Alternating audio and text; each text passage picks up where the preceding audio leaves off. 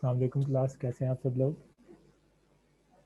Sir अल्लाह का शुक्र sir, आप सुनाए। वालेकुम सलाम सर। वालेकुम सलाम सर। और पढ़ाई कैसी जा रही है आपकी?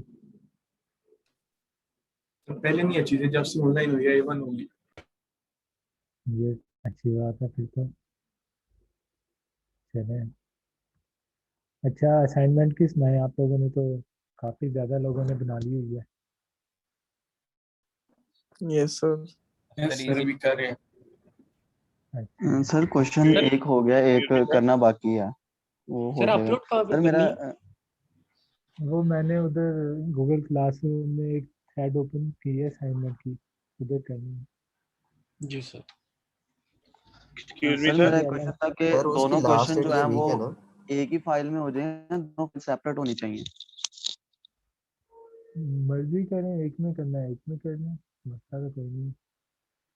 Okay sir sir. उसकी डेडलाइन कब तक है? डेडलाइन तो वैसे सैटरडे तक है, लेकिन अभी मैंने ना उसमें एक और चीज़ ऐड करनी है, वो डिस्कस कर लेंगे।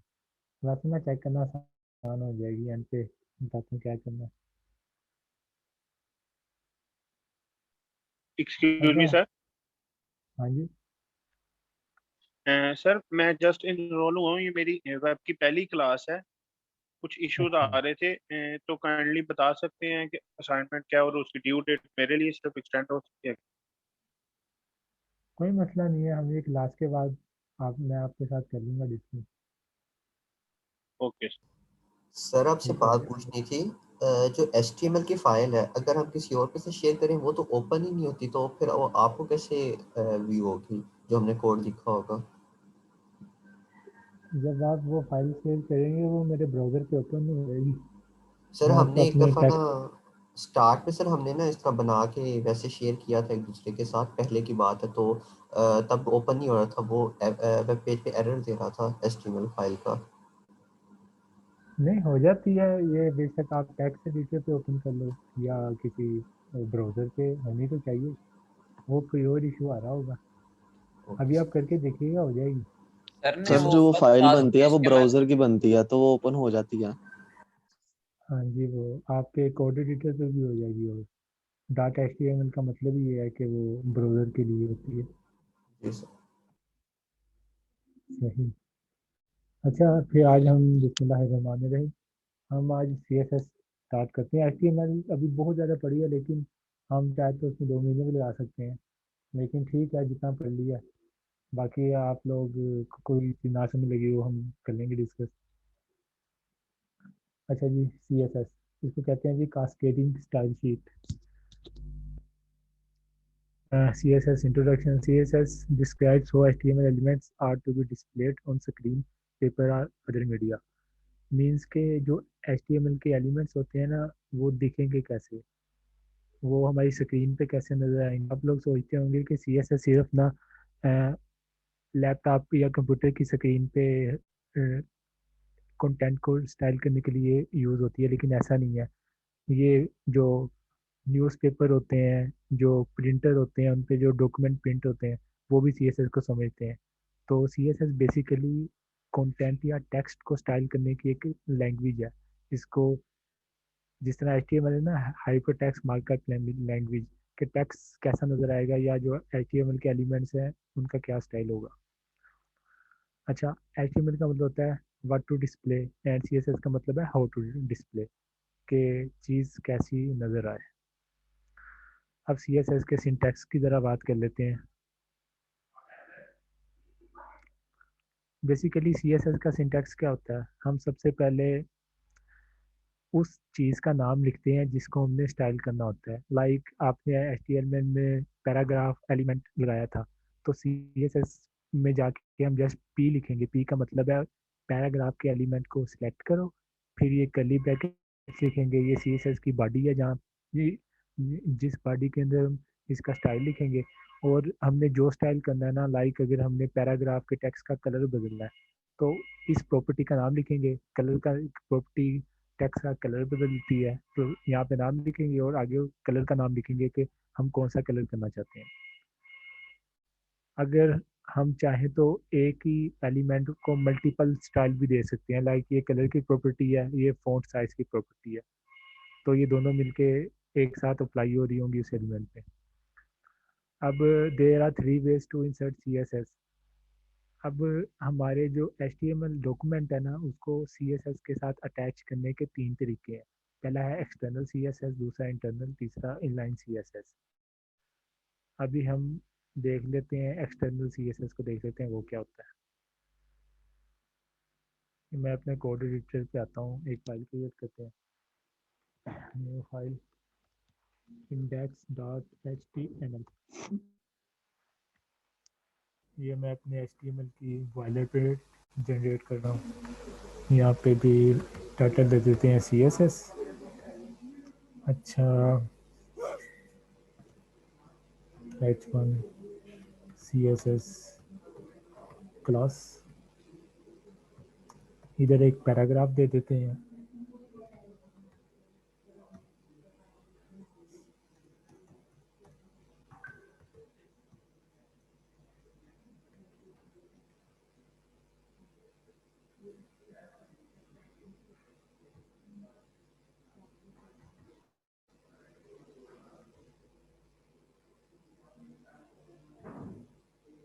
ये मैंने पेज क्रिएट किया है, किसको ओपन करके देखते हैं। ये एक सिंपल सा पेज क्रिएट हो गया। अब मैं इसको CSS के ज़रिए स्टाइल करना चाहता हूँ। तो मैंने आपको बताया पहला तरीका है एक्सटर्नल CSS। हम अपने HTML पेज को किसी सर एक्सटर्नल के साथ अटैच करते हैं। हाँ जी सर, ये जो आपने ऊपर ये क्रिएट किया है, ये जो डॉक टाइप जो फाइल आपने की, ये अल्ट टैब के साथ करते हैं या कंट्रोल के साथ? ये जो मैंने सारी फाइल क्रिएट की है, जी जी जी जी, ये वाला। ये कंट्रोल और 1 दबाएंगे ना, आपका एक्सप्लेनेशन वो आ जाएगा मार्क। फिर आप टैब दबाएंगे, आपका ये बॉयलर पे जनरेट हो जाएगा। ये VS कोड का एक फीचर है। कंट्रोल और 1 का बटन प्रेस करेंगे तो वो आ जाएगा, ये वाला मार्क। सर शिफ्ट और फिर आप 1 नहीं करना था, शिफ्ट 1 और टैब।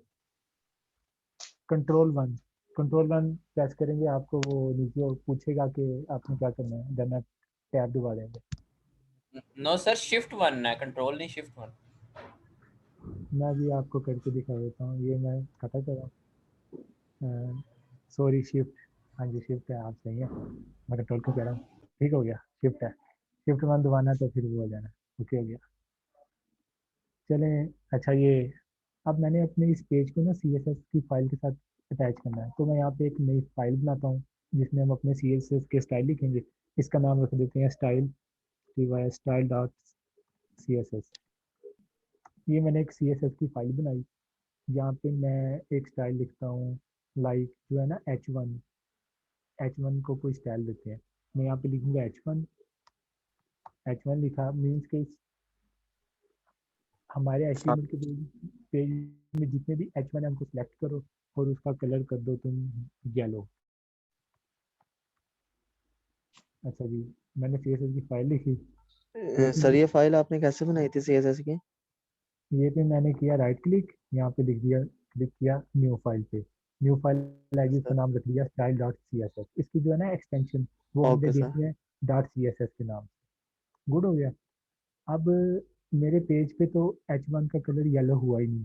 ये क्यों नहीं हुआ? क्योंकि हमने इस CSS की फाइल को अपनी HTML की फाइल के साथ अटैच ही नहीं किया।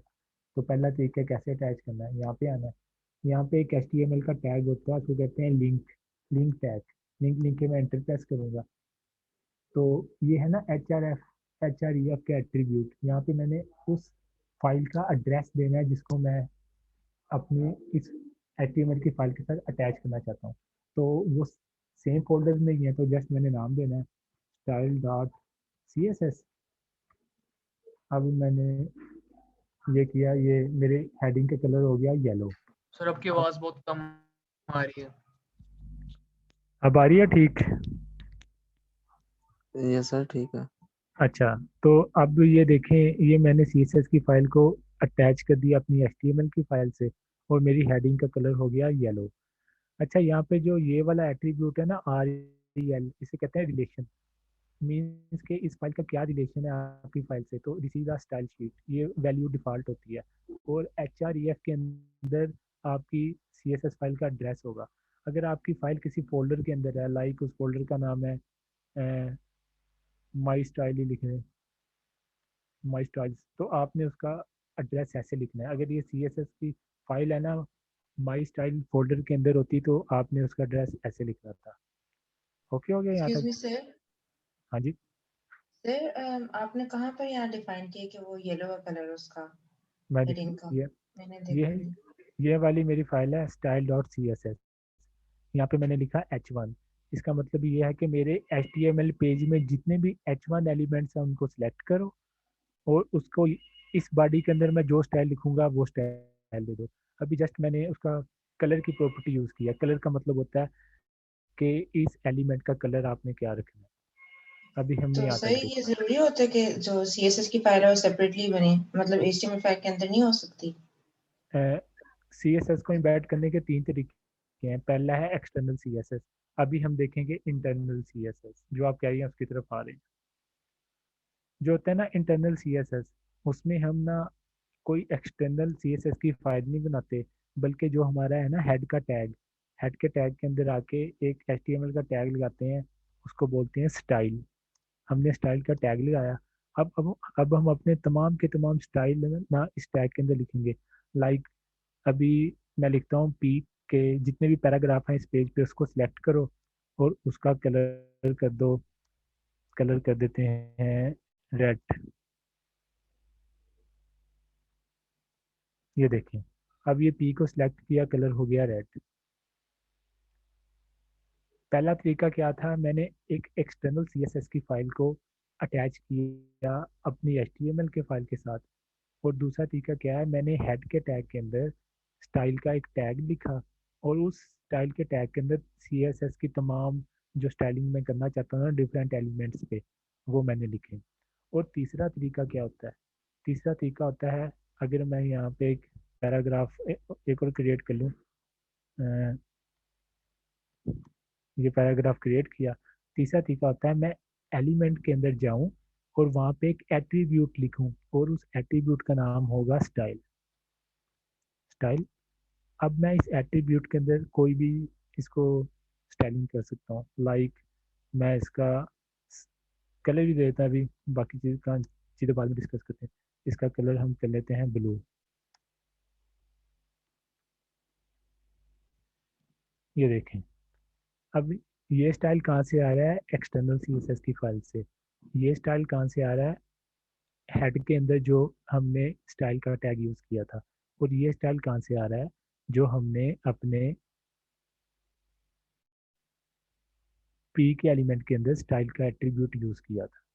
अच्छा, अब हम इसके अंदर एक से ज़्यादा स्टाइल भी यूज़ कर सकते हैं। जैसे मैंने कलर लिखा ब्लू, अगर मैं इसका लिखूँ फ़ॉन्ट साइज़, फ़ॉन्ट साइज़ मैं कर दूँ इसका 50 पिक्सल, कि भाई इसका फ़ॉन्ट साइज़ कितना हो जाए।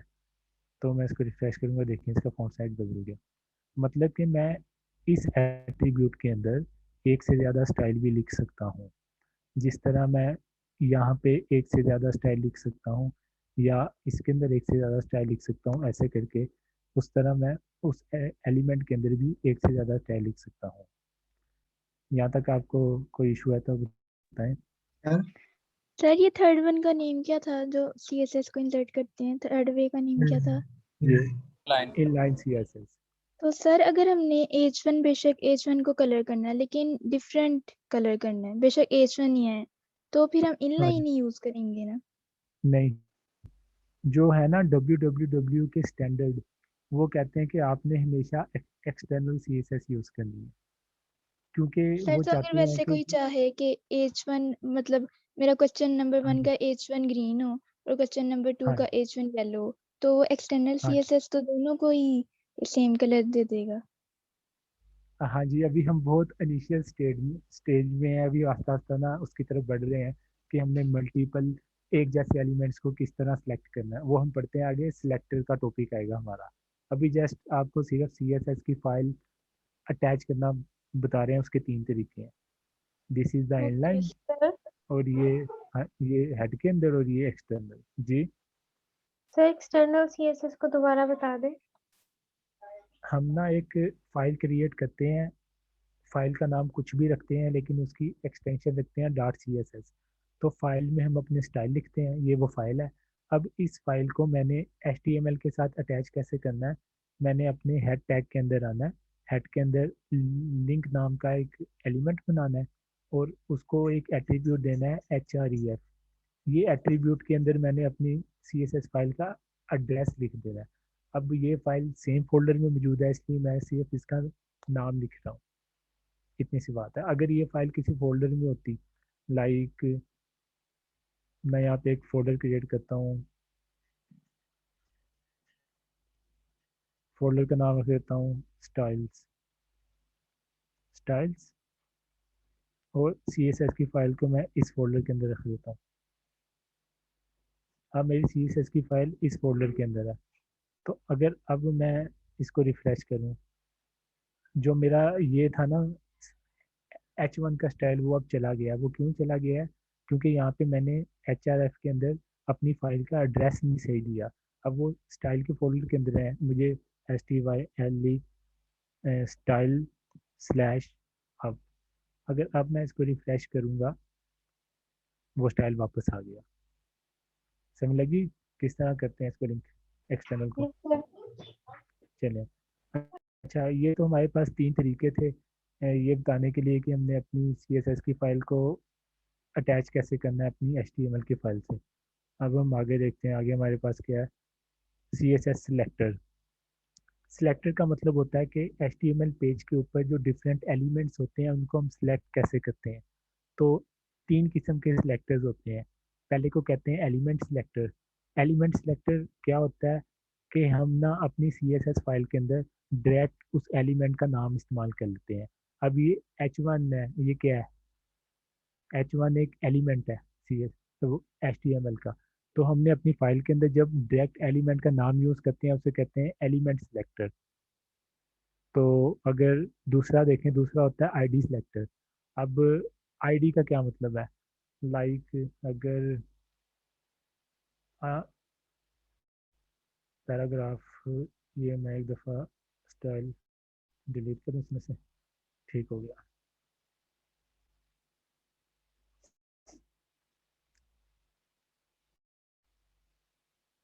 H1 H1 सेकंड हेडिंग,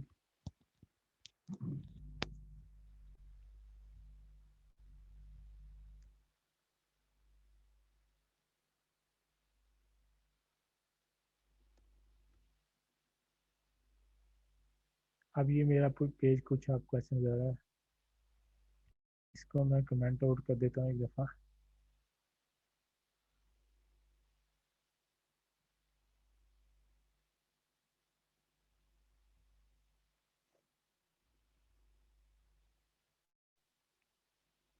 ये येलो कलर जा क्यों नहीं रहा?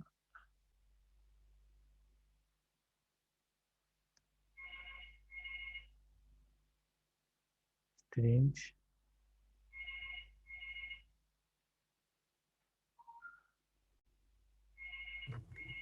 सर हार्ड रीलोड करके देख लें sir control refresh sir shift करना आर है। से। अनलिंक कर दें इसको, अनलिंक कर दें यहाँ से।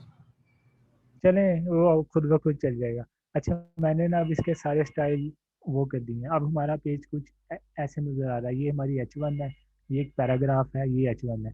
अब मुझसे किसी ने सवाल किया था कि इस H1 का कलर मैंने कुछ और रखना है, इसका कलर कुछ और रखना है, मुझे क्या करना पड़ेगा? तो ये सिंपल सा आंसर है, हम अपने H1 को देंगे एक आईडी। आईडी यहाँ पे लिख लेता हूँ फर्स्ट, फर्स्ट हेडिंग, इसको आईडी देता हूँ फर्स्ट हेडिंग, और इस H1 को मैं दे देता हूँ ID second heading. Setting second heading.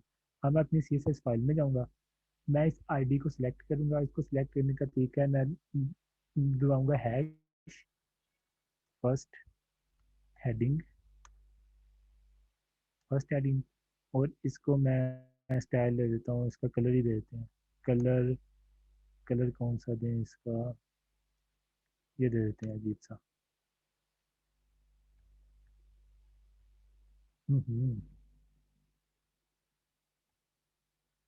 ये धोखा दे रहा है, सरफराज धोखा दे। फाइल ही मैं दोबारा ओपन कर लेता हूँ, मुझे खुद नहीं पता चला वो स्टाइल क्यों नहीं छोड़ रहा। ये तो बड़ा ही अजीब सा बग आ गया है। सर आपके फोल्डर में फाइलें डबल हुई हुई है। अच्छा सॉरी, मैंने डिलीट ही नहीं की, सॉरी सॉरी सॉरी सॉरी। सही है, ये देखें, जो बंदा काम कर रहा होता है ना उसको अपनी गलती का पता नहीं चल रहा होता, जो देख रहा होता है ना। इसको कहते हैं पेयर प्रोग्रामिंग। एक बंदा बैठ के देखता है और एक बंदा कोडिंग करता है। आपने कौन कॉन्सेप्ट पढ़ा होगा। सर ये नहीं चेंज हो रहा। हार्ड रीलोड कर ले कंट्रोल शिफ्ट आर के साथ।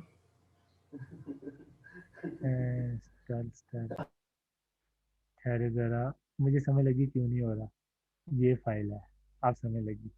एक तो ना लाइव कोडिंग में इस तरह की चीज़ें होती रहती हैं। ठीक हो गया, मैंने वो फाइल डिलीट नहीं की थी और ये वाला स्टाइलिंग बताया था।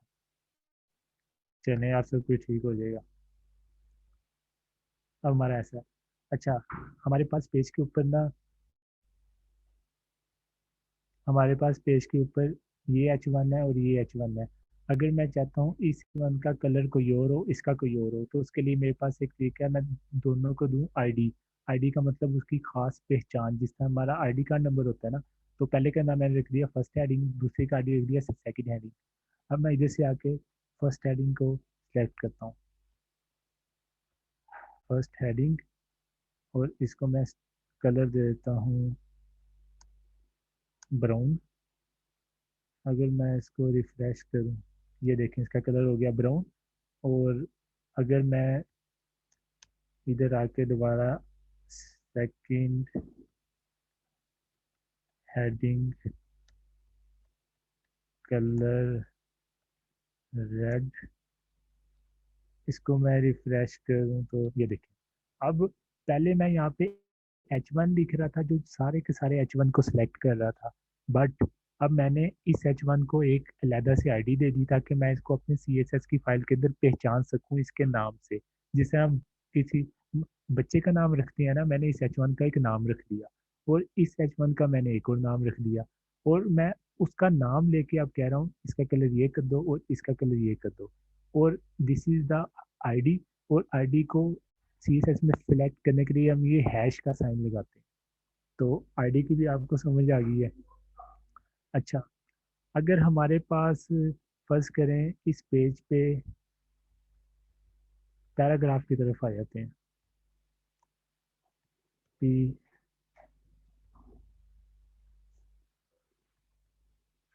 लोरम, मैं 3-4 वो बना रहा हूँ पैराग्राफ।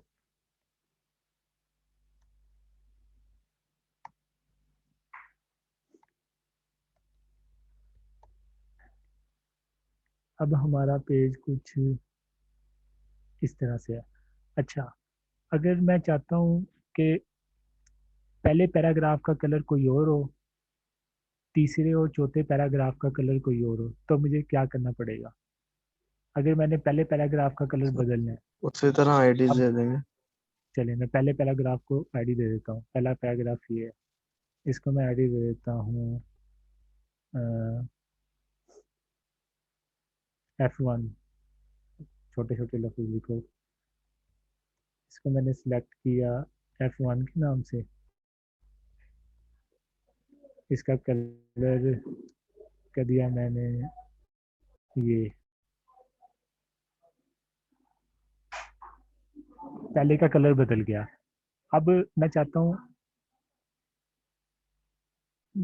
तीसरा चौथा, तीसरे और चौथे का कलर हो जाए ग्रीन, तो उसके लिए मुझे क्या करना पड़ेगा। इसका कलर भी ग्रीन हो जाए, इसका कलर भी ग्रीन हो जाए, इसके लिए मुझे क्या करना पड़ेगा।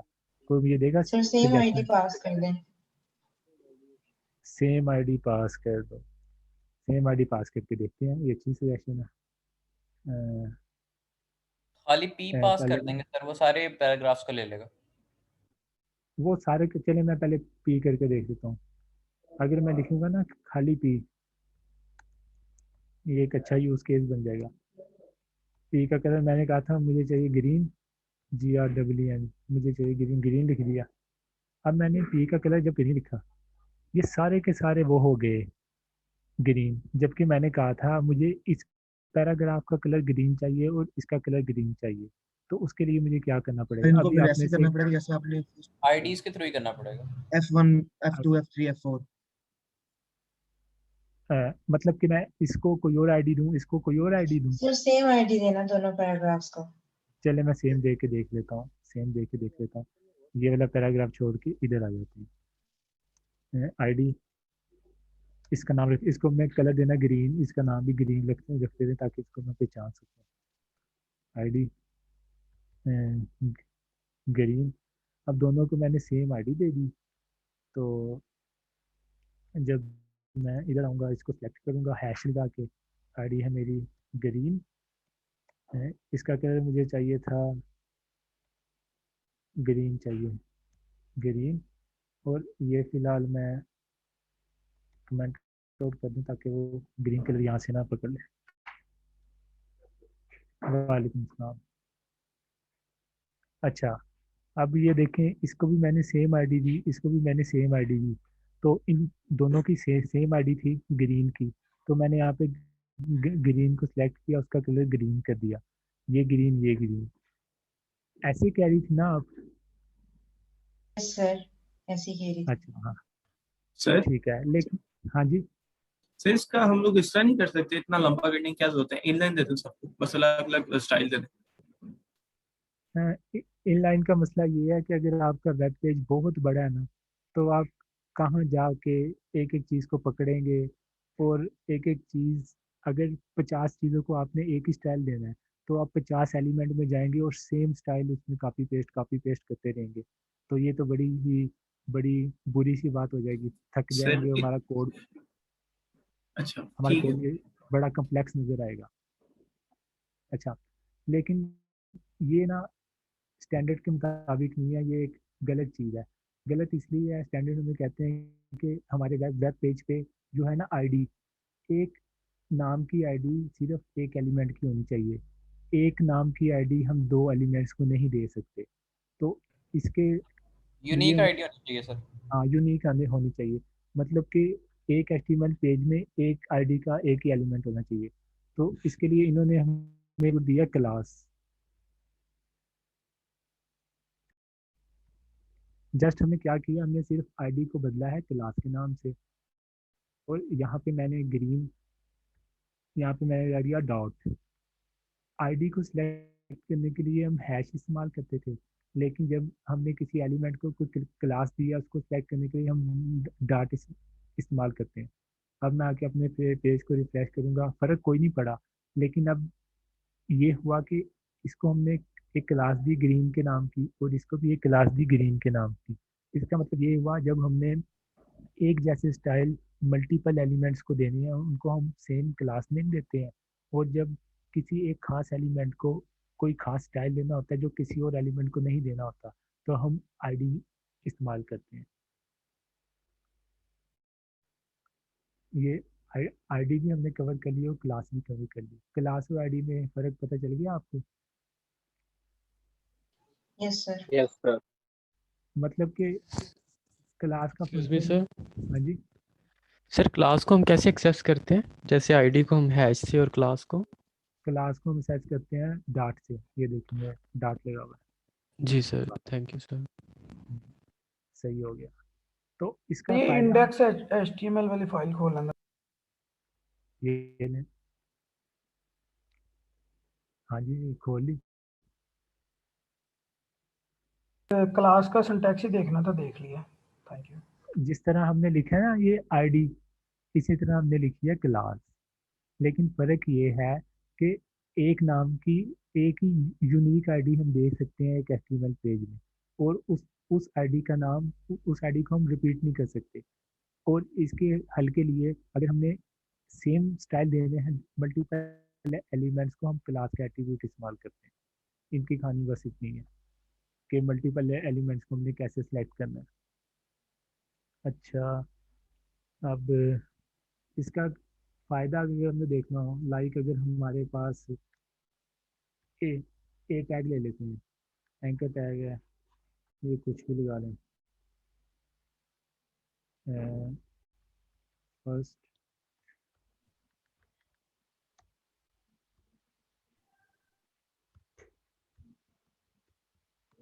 सेकंड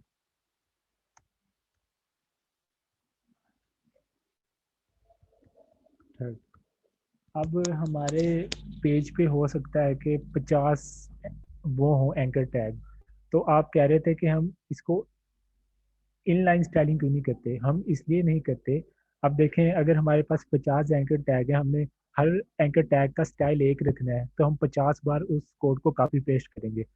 इसके बरक्स अगर मैं इन तीनों को क्लास दे दूँ, class anchor, control C, anchor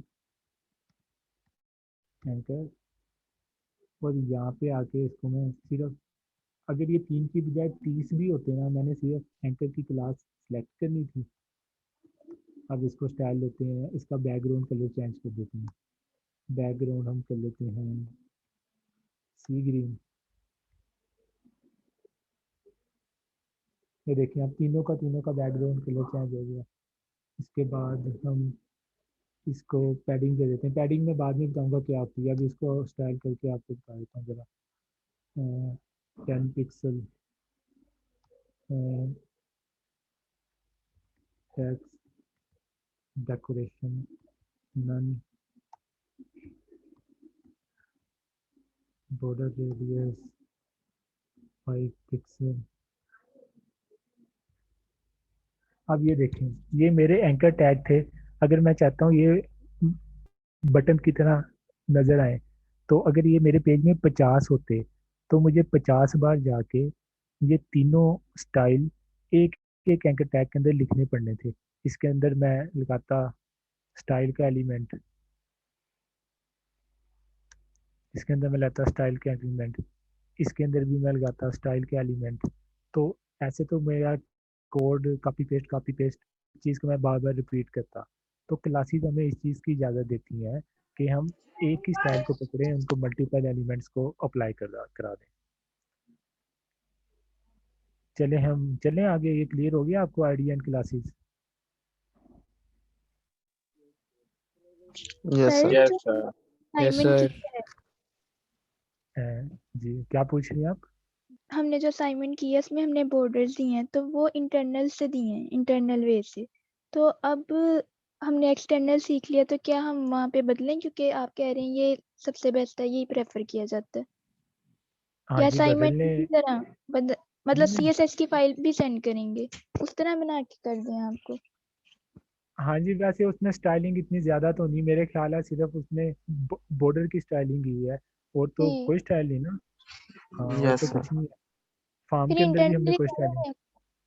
हाँ जी, इसमें सही या गलत कुछ नहीं होता, आपको प्रैक्टिकली भी कुछ ऐसी वेबसाइट मिलेगी जिन्होंने इंटरनल स्टाइलिंग की हुई है, लेकिन हमने ज़रा स्टैंडर्ड को देखना है ना कि सही तरीकाकार क्या होता है।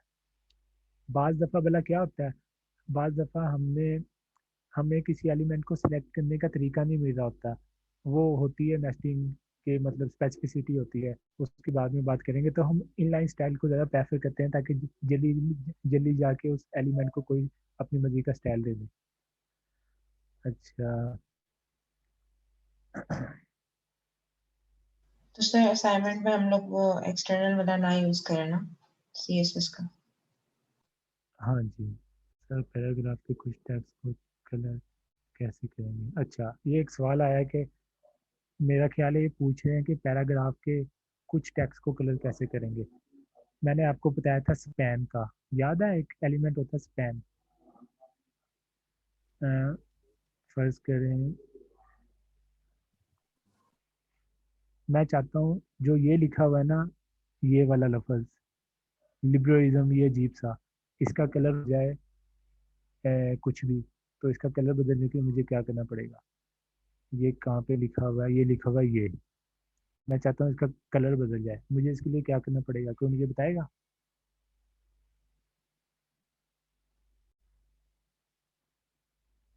किसी के पास है कोई आइडिया? सर क्वेश्चन रिपीट कीजिएगा। रिपीट कीजिएगा। मैं चाहता हूँ ये जो लिखा हुआ ना लफ्ज पैराग्राफ के दरमियान, जी सर। इसका मैं सर कलर स्पैन बदलूँ। कर दें, इसके ऊपर स्पैन के टैग लगा दें, उसको कोई आईडी शाईडी कुछ भी दे दें तो वहां से चेंज कर दें। ठीक हो गया। हाँ जी, सवाल यही था, उन्होंने पूछा। तो मैं यहाँ पे एक ना स्पैन का टैग ले आऊँगा। स्पैन, तो जो जिस टेक्स्ट को मैंने स्टाइल करना है ना लैडर से, उसको कट करूँगा। कट करके इसको मैं स्पैन के अंदर रखूँगा और इस स्पैन को मैं एक आईडी दे दूंगा या क्लास। अब क्योंकि मैंने एक ही एलिमेंट को स्टाइल देना है तो मैं दे देता हूँ आईडी। अगर मैं मल्टीपल देना तो मैं क्लास देता। आईडी लिख देते हैं, इसका नाम भी स्पैन ही रख देते हैं ताकि याद रहे। नाम आप अपनी मर्जी से रख सकते हैं जो आपको याद रहे। अच्छा, मैं यहाँ के हैश दबाऊंगा, स्पैन लिखूंगा और इसका कलर बदल दूंगा। कलर इसका कर देते हैं ये। इसका साइज बदलूंगा, फॉन्ट साइज। साइज की जरूरत तो नहीं है, कलर की चेंज करना है हमने बस फिलहाल तो। चले, कोई मसला नहीं। साइज सारे बनेगा आपको सेम रहे। ये देखें, अब ये सारे के सारा रेड है, लेकिन जो मैंने स्पैन के अंदर रखा था उसको मैं अपनी मर्जी से स्टाइल कर रहा हूँ। मैं चाहता, अब जो लिखा ना अकेला एल, मैं इसका भी स्टाइल बदल सकता हूँ। जैसे कि मैं इधर आऊँ, मैं यहाँ पे एक स्पैन लगाता हूँ, स्पैन, और ये जो है ना एल, एल को उठा के मैं रखता हूँ इसके अंदर, और इसको मैं आईडी देता हूँ एल एल एल, जो भी है।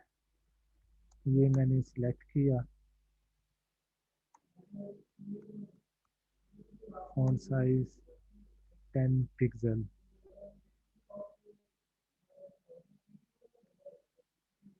साइज तो छोटा हो गया, आई थिंक 50 पिक्सल।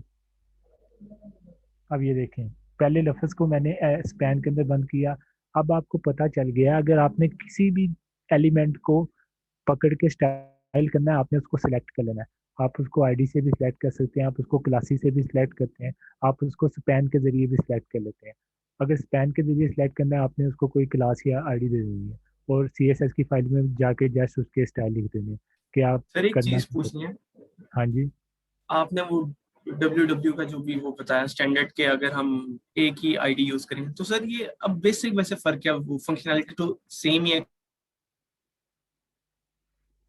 फंक्शनैलिटी तो बिल्कुल सेम है, फ़र्क कोई नहीं है, लेकिन ये एक तरह का डिफ्रेंशिएट करता है ना फिलासफी को, कि आईडी का मतलब ये है कि एक ही आपने एलिमेंट को स्टाइल देना है, उसका नाम ये है। और अगर आपने एक से ज़्यादा एलिमेंट्स को सेम स्टाइल देने हैं तो उसका लिए आईडी तो नहीं इस्तेमाल होनी चाहिए ना, उसके लिए क्लास का उन्होंने हमें सर।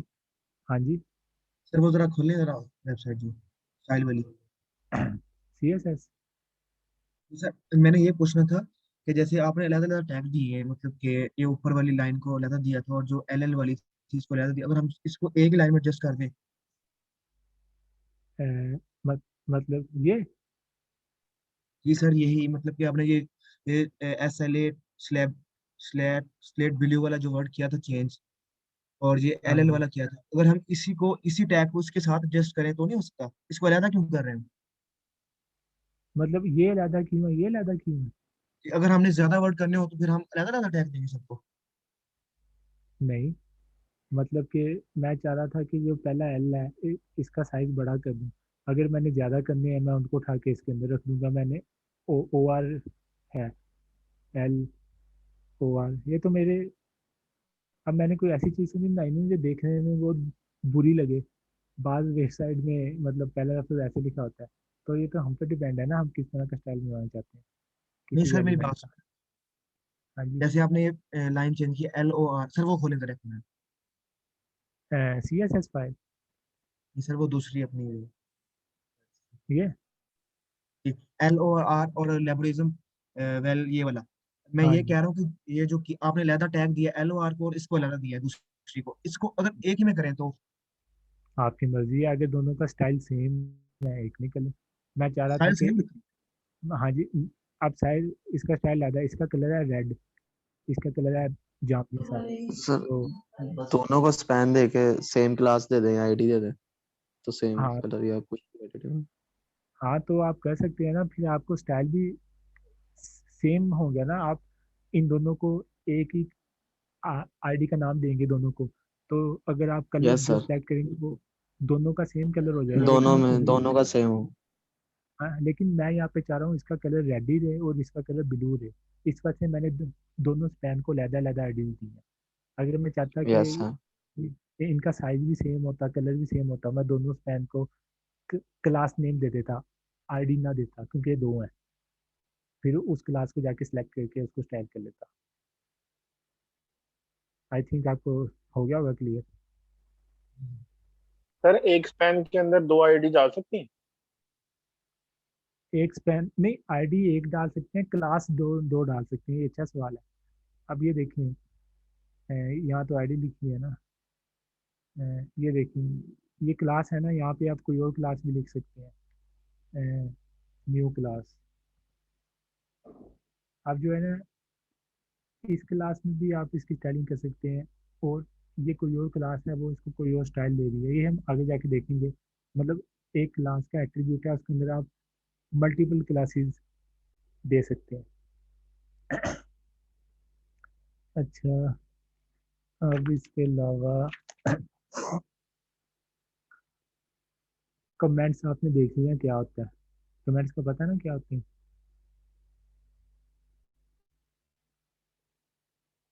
मतलब कि अगर मैंने कंट्रोल दबा के स्लैश दबाया है, ये कमेंट आउट हो गया, अब ये मतलब मेरे डॉक्यूमेंट का हिस्सा नहीं है। अगर मैं यहाँ पे कुछ लिखना चाहूँ कि मैंने स्टाइल क्यों दिया है, तब वो भी मैं यहाँ पे लिख सकता हूँ, कुछ भी लिख सकता हूँ अपने डॉक्यूमेंटेशन पर्पज के लिए।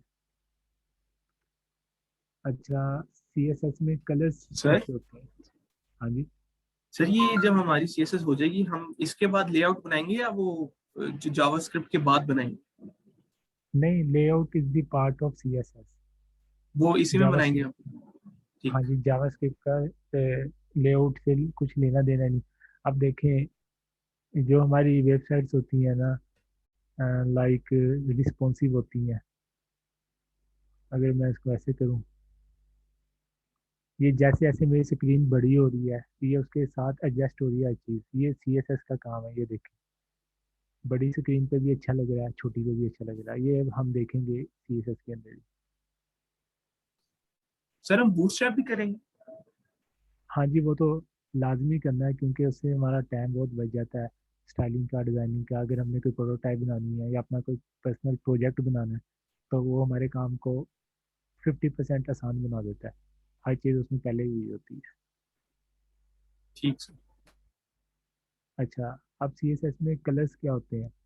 पहला तरीका तो है, हम कलर का नाम लिख देते हैं, जैसे रेड, ग्रीन, ब्लू, ये आपने देख लिया। दूसरा तरीका होता है आरजीबी। आ आरजीबी का लफ्ज़ आपने पढ़ा होगा स्कूल में। आर का मतलब red, green, blue. These are the basic colour. और दुनिया के तमाम कलर इन तीनों कलर से मिलके बनते हैं। जब आपने कोई कलर लिखना है ना, तो उसके लिखने का सिंटैक्स ये है।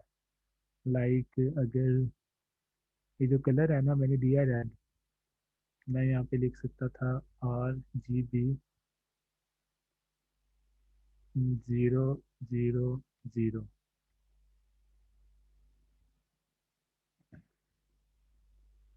अब ये कलर हो गया ब्लैक।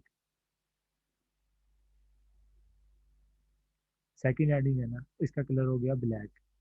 अब जो ये है ना, इसकी वैल्यू 0 से 255 के दरमियान होती है।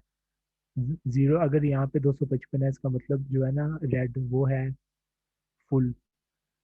इसके लिए एक वेबसाइट है, HTML कलर कोर्स।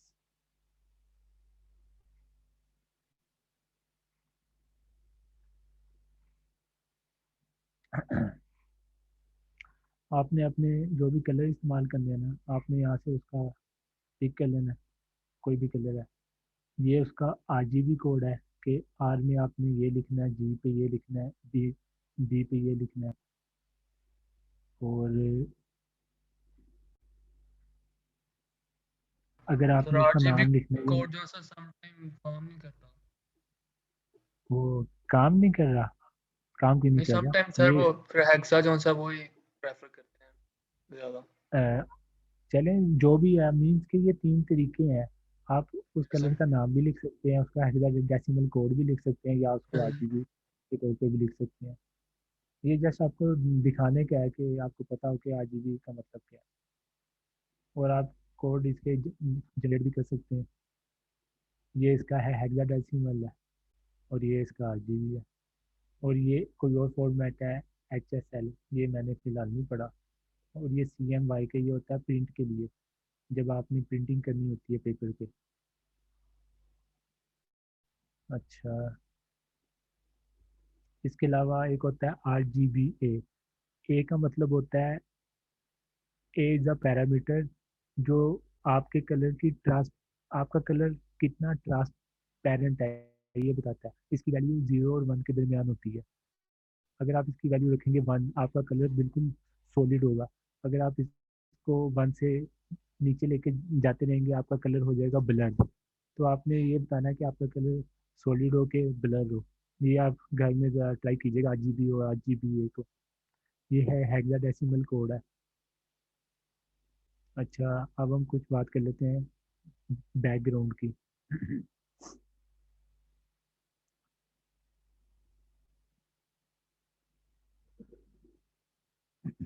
सर ये कमेंट आप कैसे करते हैं? कंट्रोल और स्लैश? हाँ जी, कंट्रोल और स्लैश।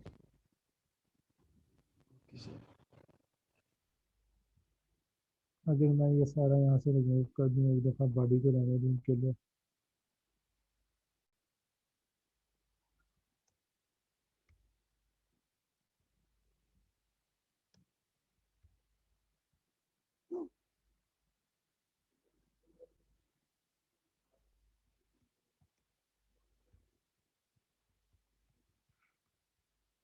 बैकग्राउंड।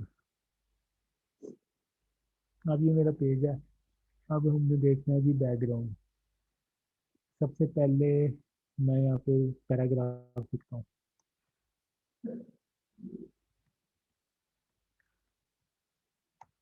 ये मैंने काफ़ी लंबा चौड़ा पैराग्राफ लिख दिया। ये मेरा वेब पेज है, ऊपर हेडिंग है, नीचे पैराग्राफ है।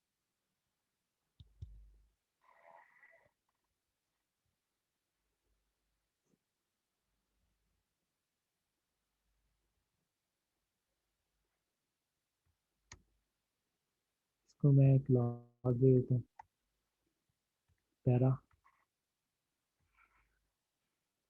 Dot para. अब इसका मैंने बैकग्राउंड कलर बदलना है, तो वो कैसे बदलूंगा? बैकग्राउंड कलर की प्रॉपर्टी है, और बैकग्राउंड कलर ये लगा लेते हैं। रिफ्रेश किया, ये देखिए, दोबारा दिखा देता हूँ। ये मेरा पैराग्राफ है, इसको मैंने क्लास दी या आईडी आपकी मर्जी है। क्लास मैंने दे दी, तो क्लास का नाम है पैरा। मैंने फिर यहाँ से पैराग्राफ की क्लास को सिलेक्ट किया, और उसका बैकग्राउंड कलर है ना, वो ये दे दिया। तो इसने इस पैराग्राफ को बैकग्राउंड कलर दे दिया। अगर मैं चाहूँ तो अपनी बॉडी को भी बैकग्राउंड कलर दे सकता हूँ। बॉडी भी एक HTML सर का एलिमेंट पिक्चर है। पिक्चर कैसे इंसर्ट करेंगे अगर कोई पिक्चर हो? वो भी वो भी करके देख लेते हैं। SRC। बैकग्राउंड कलर बॉडी को दे देते हैं येलो।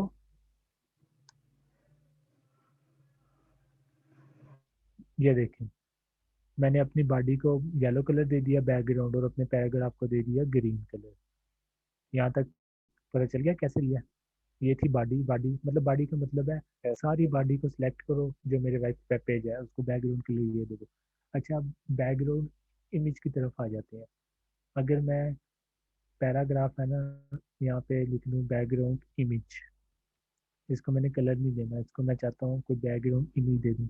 तो इसको यहाँ पे लिखा जाता है URL, यहाँ पे कोमास लिखे जाते हैं, और इसके अंदर इमेज का एड्रेस लिखना है। अब इमेज हो सकता है कि आपके फोल्डर के अंदर पड़ी हो, या हो सकता है कि आप उसको कोई इंटरनेट से इमेज का एड्रेस यहाँ पे लिख दो। मैंने फोल्डर के अंदर पहले से एक रखी हुई है इमेज bg.jpg, मैं यही लगा लेता हूँ jpg। मैं इसको सेव करता हूँ। फिर नो पूरा करें, पाथ देने के लिए तो पूरा पाथ देने की जरूरत तो नहीं ना। इसमें पूरा पाथ, ओ सॉरी, अच्छा यहाँ पे एक टेक्निकल इशू करा आ गई। अभी ये जो मेरी CSS की फाइल है ये कौन से फोल्डर में पड़ी हुई है ये बताएं। स्टाइल स्टाइल के ये देखिए मेरी CSS की फाइल पड़ी है स्टाइल के फोल्डर के अंदर, पर मेरी जो इमेज पड़ी है वो स्टाइल के फोल्डर से बाहर पड़ी हुई है। तो अब मैंने इस फोल्डर के अंदर से बाहर वाली इमेज का पाथ कैसे देना है, उसका तरीकाकार ये होता है, मैंने पहले लिखना है डॉट डॉट। डॉट डॉट का मतलब होता है मैं जिस फोल्डर में हूँ एक छलांग मार के पीछे वाले फोल्डर पे चला जाऊँ। फिर मैं लिखूंगा स्लैश। अब मैं जिस फोल्डर में था पीछे वाले फोल्डर में आ गया, पीछे वाले फोल्डर में ये चीज़ें पड़ी हैं और मुझे कौन सी चीज़ चाहिए, ये वाली इमेज। ये मैंने क्लिक किया, अब इसका मैंने टोटल पाथ दे दिया। सर सर अगर उधर से जाके उसका पाथ कॉपी करके तो पेस्ट कर दें फिर नहीं चलेगी, मैं आपको बताता हूँ फिर क्यों नहीं चलेगी। अच्छा ये बैकग्राउंड इमेज लगी, इसके तरफ बाद में आते हैं। आप कह रहे हैं कि अगर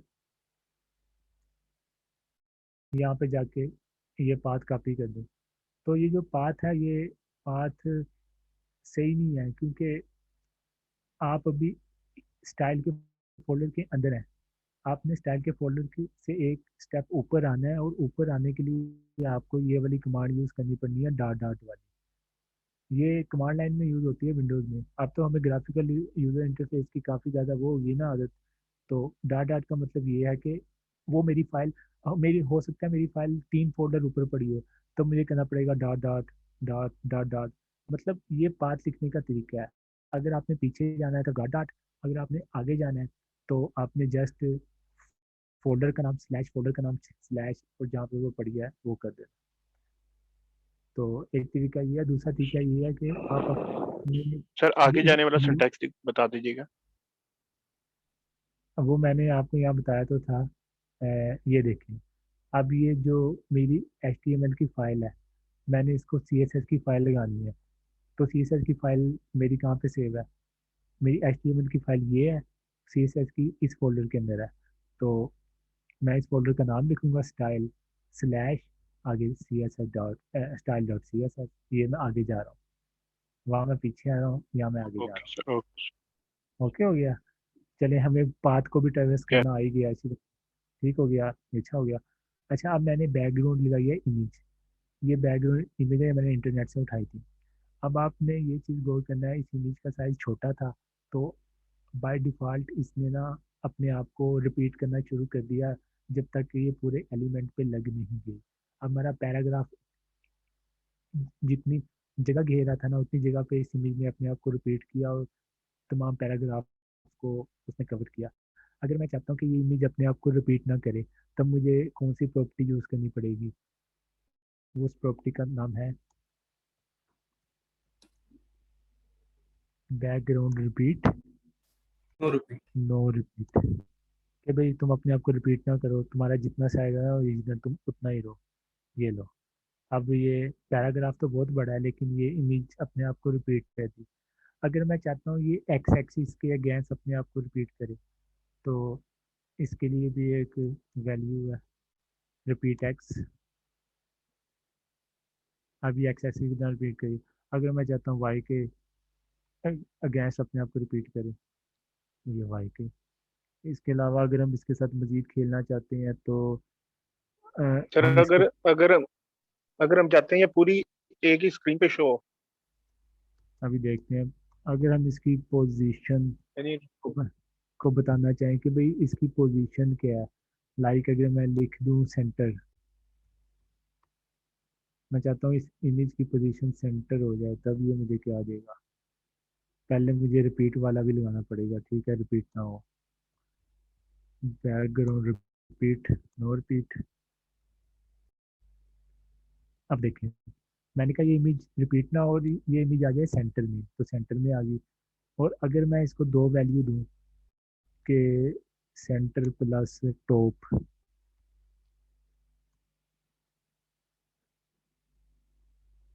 इसका क्या मतलब हुआ? पहली वाली वैल्यू इसको बता रही है कि एक्स एक्सिस में तुमने कहाँ पे आना है, और दूसरी वाली बता रही है वाई एक्सिस के अगेंस्ट में कहाँ आना है। मैं कह रहा हूँ एक्स एक्सिस के अगेंस्ट तुम सेंटर पे हो जाओ, ये सेंटर पे आ गई, और वाई एक्सिस के अगेंस्ट तुम टॉप पे हो जाओ, ये टॉप पे आ गई। तो पोजीशन हम इस तरह से सिलेक्ट करते हैं। अब इसके अलावा बैकग्राउंड साइज भी हम इसको बता सकते हैं। साइज कई किस्म के होते हैं। अभी इसको मैं कमेंट आउट कर दूं। बैकग्राउंड BAC के तो ये बैकग्राउंड साइज पे कवर वाली प्रॉपर्टी वो लगेगी एट्रीब्यूट। वही लगा लेते हैं, चलें कवर। अच्छा जी, मैंने कवर लगाया। अब इसने भला क्या किया? इसने इसकी विड्थ और हाइट को इस तरह से एडजस्ट किया कि ये पूरे के पूरे पैराग्राफ के पीछे आ जाए। तो कवर का काम ये है कि वो इमेज को ऑटो एडजस्ट कर देता है, उसका साइज कवर बना देता है, ताकि वो तमाम पैराग्राफ के पीछे लगाया ना उसको कवर कर ले। अच्छा, कवर के अलावा एक और इसकी वैल्यू होती है, उसको कहते हैं कंटेन। कवर और कंटेन में आपने देखना है क्या फ़र्क है। ये कंटेन, कंटेन में ये होता है कि जो होती है ना इमेज, वो उसके जो होते हैं ना एजेस वो कटते नहीं है। इमेज सिर्फ उतनी बड़ी होती है जितनी वो बड़ी हो सकती है। अब देखें ये इसकी जो है ना फिर आंख इसको अब पूरी पेज के बैकग्राउंड पे भी लगा सकते हैं। क्या क्या आपने जैसे इसके हम पेज के बैकग्राउंड पे भी लगा सकते हैं जी, जैसे हमने पैराग्राफ के बैकग्राउंड में लगाया। पेज से मुराद बॉडी के बैकग्राउंड में लगा सकते हैं। अगर मैं यहाँ पे ये सेम स्टाइल उठाऊं इसको, बल्कि बैकग्राउंड इमेज, हाँ ये सेम ही है, ठीक है। इसको कॉपी करूँ, इसको पेस्ट करूँ, इसको कमेंट आउट करूँ,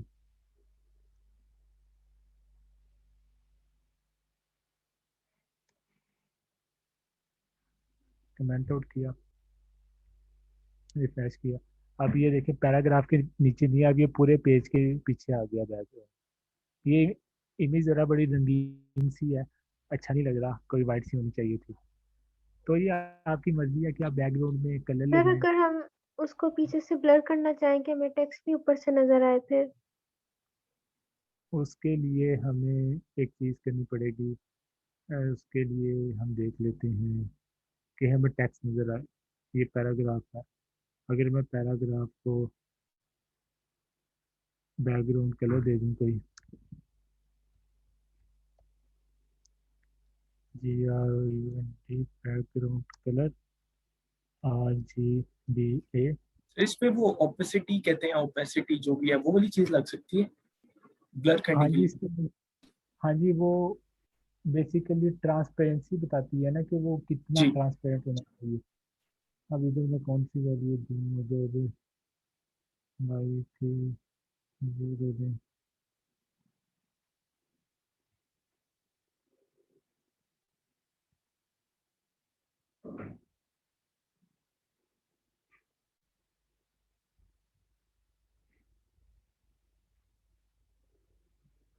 अल्फा सर ये 0.9। RGBA के साथ अंदर वो सारे RGB देने पड़ेंगे।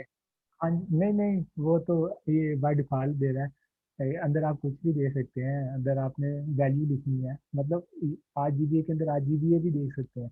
यहाँ पे अपने कलर की वैल्यू लिखनी है। ये तो बाय डिफॉल्ट इसने ये देना शुरू किया तो हमने दे दिया। अगर RGBA के हम वो अंदर सिर्फ नंबर्स लिख दें उसके, नंबर भी लिखने होते यानी हैं। ये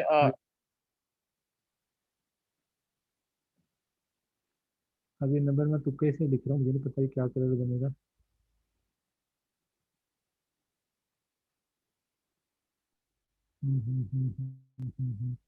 बैकग्राउंड कलर इसका, अच्छा RGB लिखा हुआ है। ये देखें, अब मैंने पैराग्राफ को एक बैकग्राउंड कलर दे दिया, और उसके पीछे इमेज दिया, और मैंने इसको थोड़ा सा ब्लर कर दिया। अगर मैं इसको करता 1, 1 का मतलब है बिल्कुल सॉलिड कलर आए। तो देखें ये सर ब्लर नहीं है। ये अल्फा ही कर रहा है ना ये ब्लर? ये अल्फा भी देखिए बिल्कुल सॉलिड है। अब मैं अगर अल्फा में या 1 लिखा, मैं लिखूँ 0.5, मतलब आधा ब्लर कर दो 0.5, ये देखें। अब आपको कलर्स का भी पता चल रहा है कि ये कलर लगाया, ये कलर की वैल्यू है, और अल्फा की मदद से आप उसकी ब्लरनेस की ट्रांसपेरेंसी को कंट्रोल कर सकते हैं। सर ये जैसे चलें, अल्फा का कलर कुछ डिफरेंट है तो हम चेंज कर सकते हैं अल्फा का कलर? मतलब ये वाला कलर, ये वेबसाइट, नो नो सर, ये जो है 0.5 ये, वेबसाइट पे आइएगा सर। हाँ जी जी, सर ये जैसे पीछे ब्राउन ब्राउन शो हो रहा है ना ब्लर, हाँ जी, ये ये कलर ब्राउन ब्राउन चेंज हो शोर, सकता है? हाँ जी हो सकता है। ये मैंने वैल्यूज तो दी हुई है, मैंने आपको ये बताई है वेबसाइट। ये अब जो कलर मुझे मेरे कस्टमर ने कहा है कि हमारा ब्रांड का कलर ये है, मैंने यहाँ से आके बस करें, ग्रीन ग्रीन कलर है हमारे कस्टमर का। आर की वैल्यूज है 33, 179, 21, 33, 179, और वो 21 था, आई थिंक 21। ये मैंने RGB की इस कलर की वैल्यू दी, और मैं इधर आया, ये देखें बदल गया। ये तो हमारे हाथों में है ना कि हमें बैकग्राउंड कलर कौन सा देना है उसको।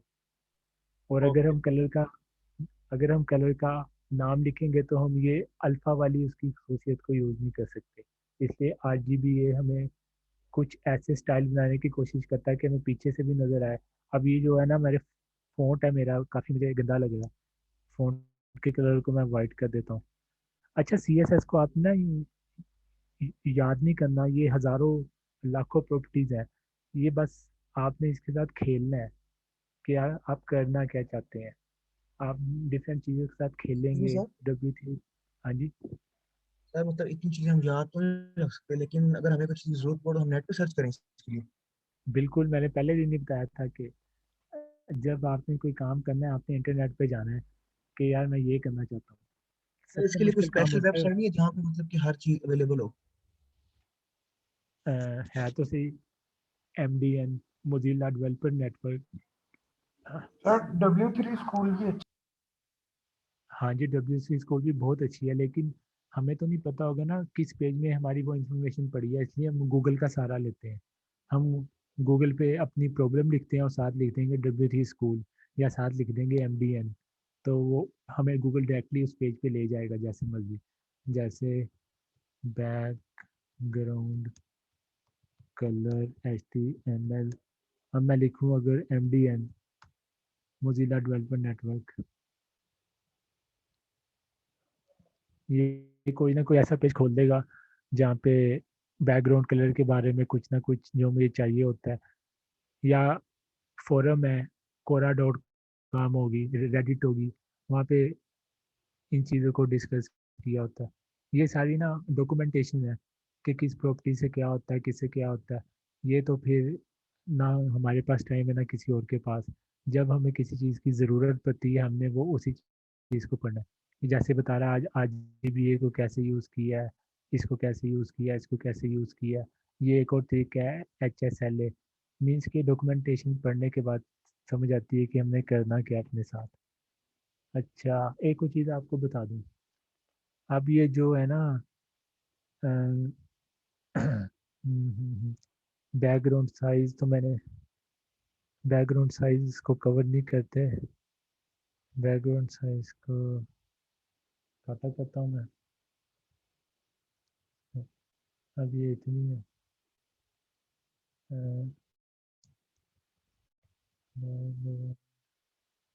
तो सपोज हमने ये अपने पेज में साथ लिंक भी देना कि इस लिंक पे क्लिक करो तो कहीं किसी और पेज पे ओपन हो जाए, तो फिर वो हम पैराग्राफ में दे देंगे? हाँ जी, वो पैराग्राफ में आपको दे के दिखाता हूँ।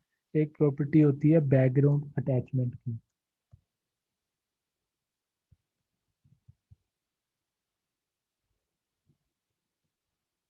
बैकग्राउंड अटैचमेंट अगर हम इसको कर देना फिक्स्ड, तब क्या होगा? अब जो हमारी बैकग्राउंड है ना वो पेज के साथ हिलेगा नहीं। आपने अक्सर वर्डप्रेस की वेबसाइट्स पे देखा होगा कि बैकग्राउंड उधर का उधर रहता है स्क्रॉल करते हुए, और हमारा जो कंटेंट है वो हिलता रहता है। अगर मैं इसको कमेंट आउट कर दूं, अब ये देखें हमारी तस्वीर भी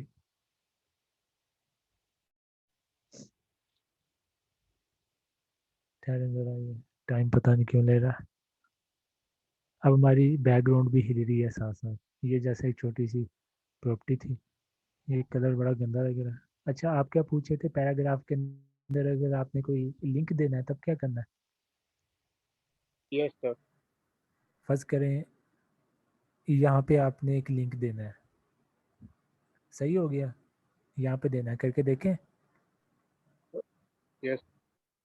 ठीक हो गया। मैं अपने पैराग्राफ में आया, मैंने इधर एक लिंक देना है। मैं जस्ट स्पेस दबा के ए दबाऊँगा, एंकर टैग लिखूँगा, ये जाएगा कहीं भी जाएगा, गूगल पे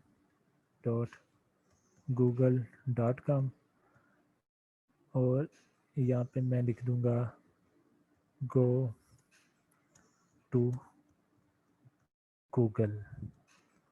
अब मैंने पैराग्राफ के अंदर ही एंकर टैग दिया, एंकर टैग का मैंने href दिया, उसने कहाँ जाना है, और लिख दिया गो टू गूगल।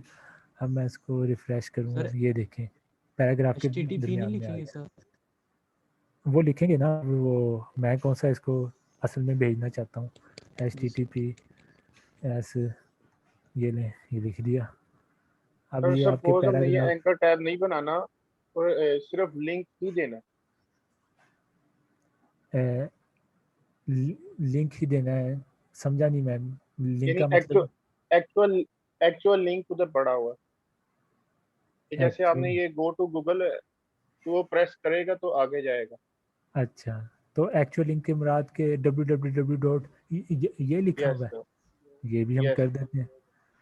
यहाँ पे हम आएंगे www डॉट, चलें इसको कॉपी कर देते हैं सारा, इसको कॉपी करेंगे और यहाँ पे लिखा है ना go to Google, a tag के दरमियान, इसको पेस्ट करेंगे। अब इसको सेव किया, इसको रिफ्रेश किया, ये लिंक ही लिखा आ गया। इसको मैं अगर न्यू करूँगा तो ये गूगल पे चला जाएगा। मतलब आप जो ए टैग के दरमियान टेक्स्ट लिखेंगे ना, वो टेक्स्ट वहाँ पे शो होगा कि ये क्लिकेबल टेक्स्ट है। ये गूगल खुल गया। तो फिर से हम मेरे को पीछे लिखने की जरूरत तो नहीं ना, वो तो रिपीट हो रहा था। नहीं नहीं, ज़रूरत है। ए के अंदर एट्रीब्यूट होता है HREF का एट्रीब्यूट। उस एट्रीब्यूट में जो ड्रेस होगा हमारा एंकर टैग क्लिक करके उधर ही जाएगा। और ए टैग के अंदर हम जो टेक्स्ट लिखेंगे ना, यहाँ पे हम लिख सकते हैं ब्ला ब्ला ब्ला ब्ला, वो टेक्स्ट स्क्रीन पे शो होगा। ये ऐसे, ये टेक्स्ट स्क्रीन पे शो होगा। और जब आप कोई वेबसाइट बनाते हैं, आप ऐसा कंटेंट लिखते हैं जो आपके यूज़र की हेल्प करे, तो जाहिर सी बात आप यहाँ पे लिखेंगे कि this is a link to Google या Google it if you want to.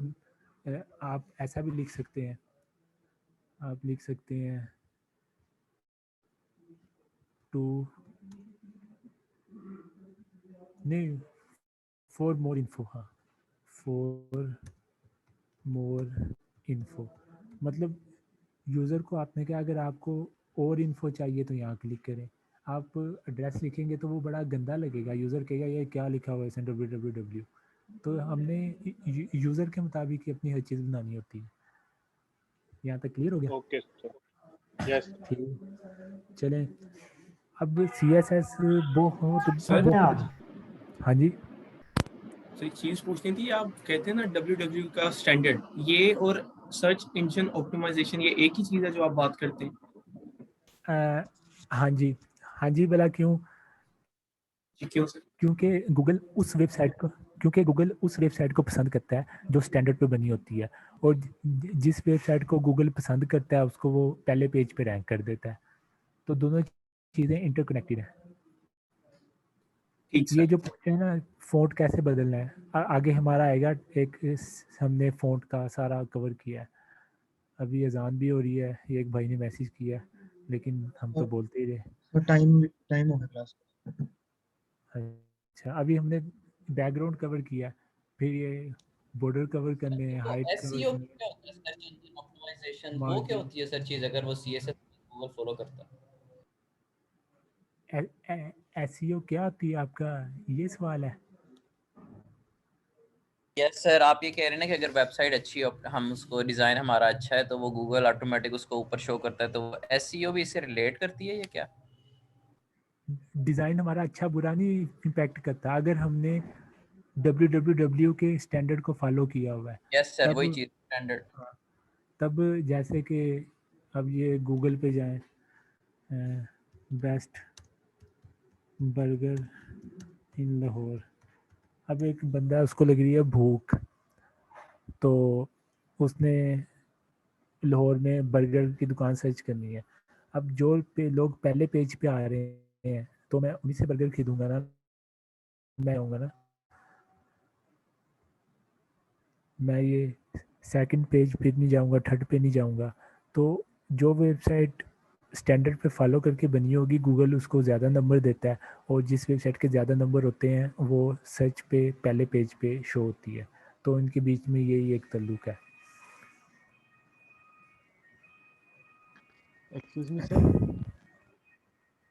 हाँ जी सर आजकल वो वेब ब्राउज़र में या गूगल क्रोम में डार्क मोड का ऑप्शन आता है सर, अगर वो क्लिक करते हैं तो पीछे सीएसएस की फाइल में जाके वैल्यूज चेंज हो जाती हैं, खुद ब खुद बैकग्राउंड चेंज होता है और फॉन्ट के कलर भी चेंज हो जाते हैं। मैंने कभी यूज़ नहीं किया वो। तो देखें, ब्राउज़र एक वो है, एप्लीकेशन सॉफ्टवेयर। जिस तरह आपका वीएस कोड है, आप उसका थीम बदलते हैं, आप अपने मोबाइल में थीम बदलते हैं, तो पीछे जाके सॉफ्टवेयर अपना कोई काम करता ही है ना। अब ये कहना कि सीएसएस में तब्दीली होती है, ये तो नहीं होता ना, थीम की सेटिंग होती है उसकी। जी सर।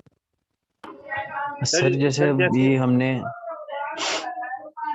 सर ये जो वेब पेज हमने बनाया इसको अगर डोमेन से कनेक्ट करना हो, वो तो बैक एंड का काम है ना। जब हम बैक पे जाएंगे, हम परचेज करेंगे तो वो यूआरएल, करेंगे। कोशिश तो करेंगे। अभी तो मेरा दिल है कि 6 क्लासें ना सीएसएस पे लगाई जाए, क्योंकि सीएसएस बहुत ज़्यादा है। ये तो भी मैं आपको आपको लग रहा होगा फजूल फजूल चीज़ें हैं, लेकिन ये फजूल चीज़ें कर करके ही बंदे को पता चलता है कि मैंने चीज़ों को इस्तेमाल कैसे करना है। तो हम प्रॉपर वेबसाइट भी बनाने की कोशिश करेंगे जब ये सारी चीज़ों से हम यस सर, मैं वो भी हो। यही कहने लगा था कि जैसे आपने भी हमें चीजें इम्प्लीमेंट करवाई हैं, अगर नेक्स्ट क्लास में अगर हम एक प्रॉपर जैसे फॉर्म बनाते हैं और उसमें कलर्स वगैरह ऐड करके और उसमें इमेजेस ऐड करके, लेकिन तो उस तरह का लेकिन काम उससे करें। लेकिन उससे पहले हमें पता होना चाहिए पैडिंग क्या होती है, मार्जिन क्या होता है, फ़ॉन्ट के साथ कैसे खेलते हैं। जब वो पता चल जाएगा विड्थ क्या होती है, हाइट क्या ओके होती सर। है, तब हमें जाना चाहिए। वो तो वरना हम डायरेक्ट बीच में टांग मार सकते हैं, उसका फ़ायदा कोई नहीं। और ओके सर। यहाँ पे देख के आप फिर यूट्यूब में जाके भी कर सकते हैं। अच्छा अच्छा, अब तो टाइम ख़त्म हो गया, आपकी अगली क्लास भला कब है? सर फ्राइडे को होगी क्लास। नहीं नहीं, अभी अभी जो होनी है 5 बजे है। यस जी सर, 5 बजे क्लास होनी है। अच्छा, आप लोगों ने 2 काम करने हैं। आपने एक ये सॉफ्टवेयर डाउनलोड करना है, ये आपका होमवर्क समझ लें। नोट जेएस डाउनलोड करना है आपने। आपने ये डाउनलोड नोट जेएस लिखना है, नोट जेएस की वेबसाइट पे आना है, और यहाँ पे देख लेना है कि आपके पास कौन सा ऑपरेटिंग सिस्टम है। मेरे पास विंडो है, 32 बिट है कि 64 बिट, और यहाँ पे क्लिक करना है, ये डाउनलोडिंग स्टार्ट हो जाएगी।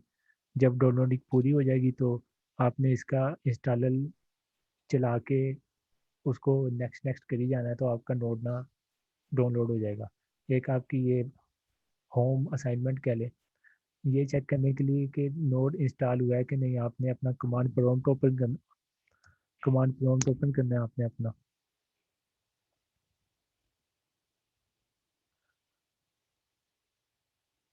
यहाँ पे आपने लिखना है नोड डैश वी। जब आप ये लिखेंगे ना, अगर तो यहाँ पे वर्जन का नाम आ गया तो आपने सक्सेसफुली इंस्टॉल कर लिया है। अगर नाम ना आया, इसका मतलब आपने कोई गड़बड़ की है। पहले ही आपको टास्क पता चल गया आपका, आपने क्या करना है। Node JS yes sir. करना। Yes sir. और दूसरा सर टास्क, हाँ जी, यस सर। पता चल गया, लेकिन इसे सबमिट नहीं करवाना है बाद में स्क्रीनशॉट लेके? नहीं नहीं, नहीं ये तो होमवर्क है, मैंने वो अभी चलो टाइम ठीक बचा है। नहीं ठहरे। npm डैश वी नोड के साथ एक और चीज़ इंस्टॉल होगी, उसको कहते हैं npm। आपने ये नोड और npm दोनों का वर्जन देख लेना, वर्जन शो हो गया ना, इसका मतलब आपने सही तरीके से नोड जेएस अपने कंप्यूटर में इंस्टॉल कर लिया। पहला पहला काम ये करना है, और दूसरा ये करना है npm सर्च। ये एक सॉफ्टवेयर है सर्च के नाम का, आपने इसको करना है अपने कंप्यूटर में इंस्टॉल। आपने ये वाली कमांड चलानी है npm i सर्च। आपने इसको कॉपी कर लेना है, कॉपी, कमांड लाइन पे आना है, यहाँ से कर देना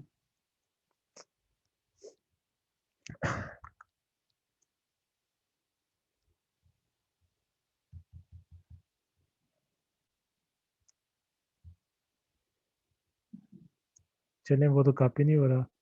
npm i सर्च, यही कमांड है ना, ठीक है।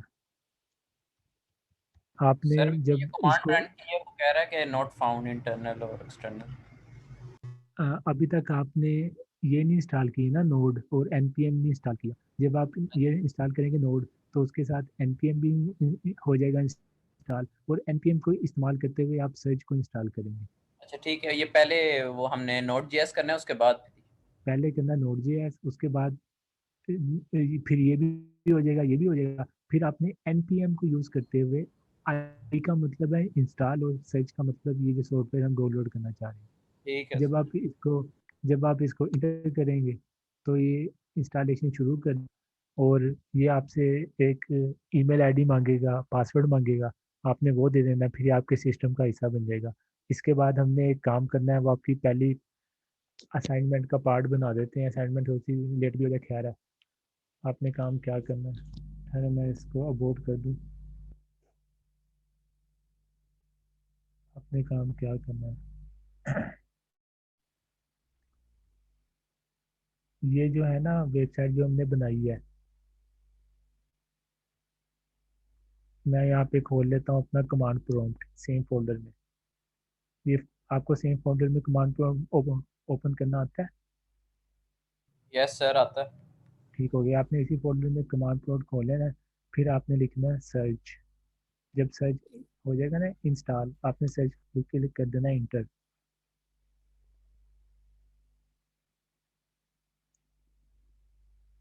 अभी आपको मेरे स्लो कंप्यूटर की वजह से वेट करना पड़ेगा। जब आप इंटर करना है तो ज़रा वेट करना है।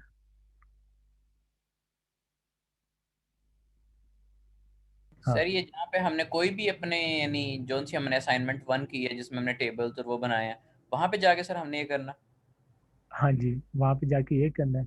और जब आप ये करेंगे ना, सर्च लिख के इंटर करेंगे, वो पूछेगा क्या यही फोल्डर है जिसको आप इंटरनेट पर डिप्लॉय करना चाहते हो। ये सेम एड्रेस होगा जहाँ पर आपने फिर इंटर कर देना है। कि वो पूछेगा आप इंटरनेट पे डोमेन नेम क्या रखना चाहते हो। यहाँ पे मैं डोमेन नेम रख देता हूँ नोमी डमी पेज .सर्च.sh। मैं एंटर करूँगा, अब वो मेरे पेज को इंटरनेट पे फेंक रहा है, मेरी वेबसाइट को उसने फेंक दी है। अब मैं ये यूआरएल किसी के साथ भी शेयर कर सकता हूँ।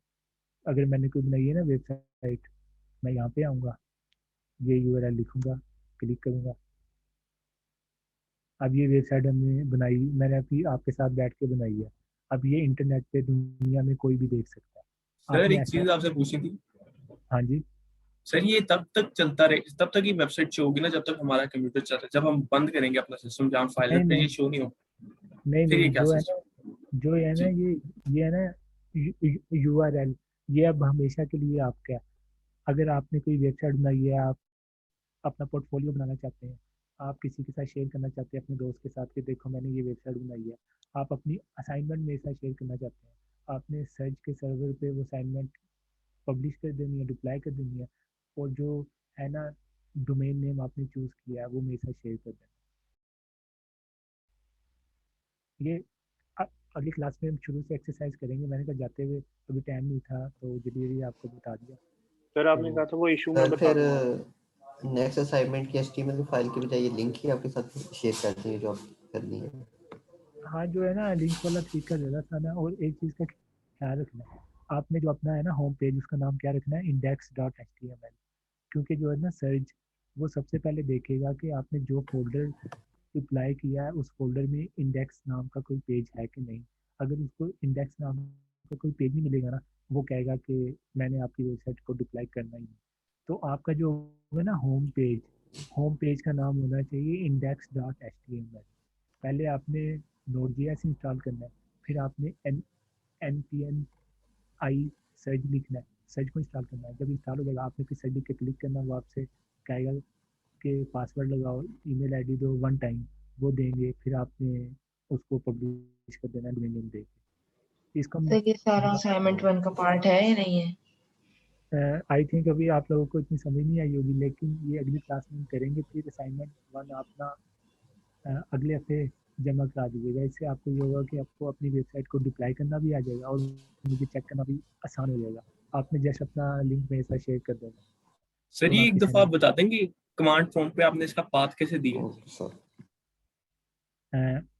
पाथ मैंने जिस फोल्डर को कमांड प्रॉम्प्ट में ओपन करना था मैं उस फोल्डर में आया, यहाँ पे क्लिक किया, यहाँ मैंने लिखा CMD लिख के इंटर किया तो इस फोल्डर में मेरा कमांड प्रॉम्प्ट ओपन हो गया। ये आसान तरीका है।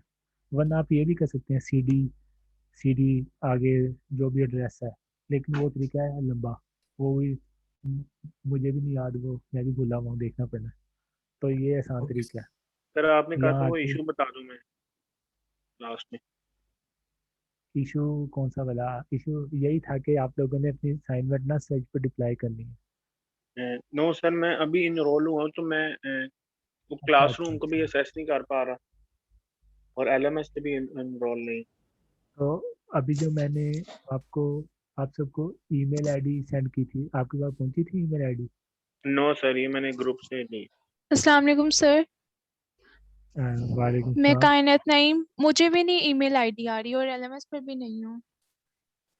अच्छा फिर आप लोग ऐसे करें कि ना एक सर दिन मैंने क्लासरूम रोज को में असेस करने की कोशिश किया लेकिन वो भी नहीं हुआ। पर्सनल ईमेल से करो यार। हाँ जी वो पर्सन से होगा क्योंकि स्टूडेंट कह रहे थे कि ये UMP वाले से हो नहीं रहा, लेकिन होना चाहिए। Excuse me sir. तो हाँ जी सर जी आपके काउंसलिंग आवर्स कौन से हैं और ऑफिस कहाँ है? मेरा ऑफिस अभी बदलने लगा है। अभी मैडम आई थी मेरे पास, कही थी आपको हम ऊपर वाली मंजिल पे शिफ्ट करने लगे हैं, इसलिए परमानेंट ऑफिस नहीं है मेरा अभी। वैसे 403 है room number, level 4 CS building. ठीक है सर। अच्छा सर काइंडली हम मेरा ख्याल है हमारा ना एक व्हाट्सएप का ग्रुप होना चाहिए जहाँ पे मैं ना ये जूम का लिंक फेंक दिया करूँ। वो ज़्यादा आसान है क्योंकि ईमेल अब कुछ लोगों की मेल है मेरे पास, कुछ नहीं है। तो बनाया मैं हुआ ना है, आपको बस ऐड कर दे, मैं भी पता नहीं। नहीं तो उसमें तमाम बॉयज एंड गर्ल सारे ऐड हैं कि अलग अलग ग्रुप हैं आप लोगों के। ऐड है सारे सर मैं नहीं ऐड, मुझे तो कुछ भी नहीं पता, कुछ भी नहीं मिल रहा है, ये मेरी फर्स्ट क्लास है। सर तो सलान उस अख्तर, सर अगर सलान अख्तर हैं अभी क्लास में तो वो एडमिन है ग्रुप के, तो वो ऐड कर लेंगे आप। तो फिर मैं आपको अपना नंबर देता हूँ और सर सारे लिंक मेल कर दें सबको। ईमेल कर दें वो ग्रुप का लिंक जो है सारे सर ज्वाइन कर लें। Sir excuse me sir. हाँ जी सर अटेंडेंस होनी है कि नहीं आज? PGPI फर्स्ट क्लास है। अटेंडेंस मैंने लगा लिया सारों की, आज कोई मसला नहीं है। चलिए सर ठीक है तो सर। आपने क्रिएट कर लिया लेक्चर? तो सर वो आपने कहा हेलो था लास्ट क्लास में लगा दूंगा अगली क्लास में। हाँ जी वो अटेंडेंस की आप लोग टेंशन ना लें, जब तक अभी मुझे LMS नहीं मिलता तो ऐसे ही चलिए चलते ठीक हैं है सालों सर। की ओके बात। Thank you. Sir Google classroom से मैं पिछले लेक्चर्स की रिकॉर्डिंग असेस कर सकता हूँ? मैंने वहाँ पे लिंक तो शेयर की हूँ अपनी तरफ से, कर सकते हैं। सर असाइनमेंट कहाँ पर अपलोड करनी है? असाइनमेंट फिलहाल तो गूगल क्लासरूम के अंदर ही थ्रेड मैंने ओपन की हुई है, वहाँ पे ऑप्शन होगा कि सेंड योर असाइनमेंट, आप जरा उसको करें एक्सप्लोर, आपको मिल जाएगा असाइनमेंट वाली टैब के अंदर। जी sir, thank you sir sir. हाँ, ये आपका इनरोल मैंने सर एयरड्रॉप से पहले ही किया था कोर्स, लेकिन मुझे सर कोई लिंक वगैरह नहीं आता। ये तो आज मैंने अभी एक लड़के से पूछा, उसने मुझे क्या क्लासेस स्टार्ट हो गई। सर मेरा भी इसी तरह है सर। मुझे भी आपकी कोई मेल नहीं आ रही, तो फिर अब अरे असाइनमेंट वगैरह कैसे करेंगे आप? मैं अपना व्हाट्सएप नंबर शेयर करता हूँ, आप लोग ना उस पर अपना ईमेल आईडी मुझे भेज दें, ताकि मैं उसको उस जो मेरे पास ईमेल आईडी इसका वो बना हुआ है ना उसमें ऐड कर लूँ। नंबर मैं ठीक है कहाँ सर, शेयर करूँ? लेकिन सर वो जो पिछली क्लासेस की रिकॉर्डिंग सर मिल जाएंगी? हाँ जी, वो तो पड़ी हुई है, मैंने शेयर की हुई है गूगल क्लासरूम में। सर वो तो आज हमें तो कुछ पता नहीं सर, वो तो आप दोबारा कर दीजिएगा।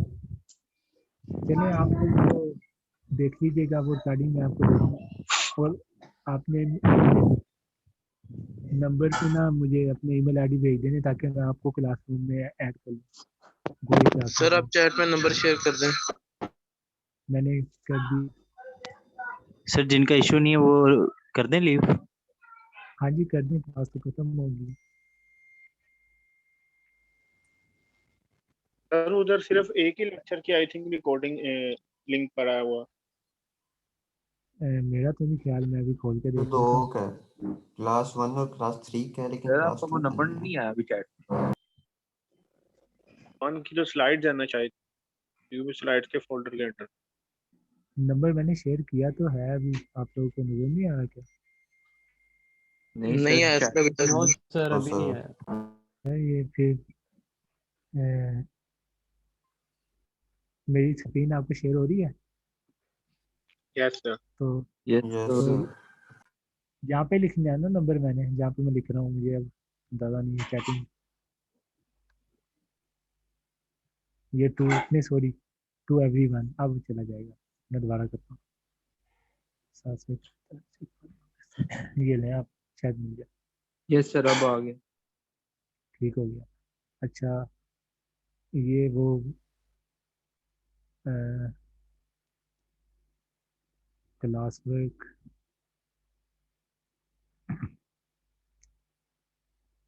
Zoom online classes. अच्छा, एक ही क्लास का लिंक दिया हुआ मैंने, लेक्चर 3 का। यस आज सर, हमारा और आई थिंक अभी तक 4 हो चुकी हैं, ये 5th है आई थिंक।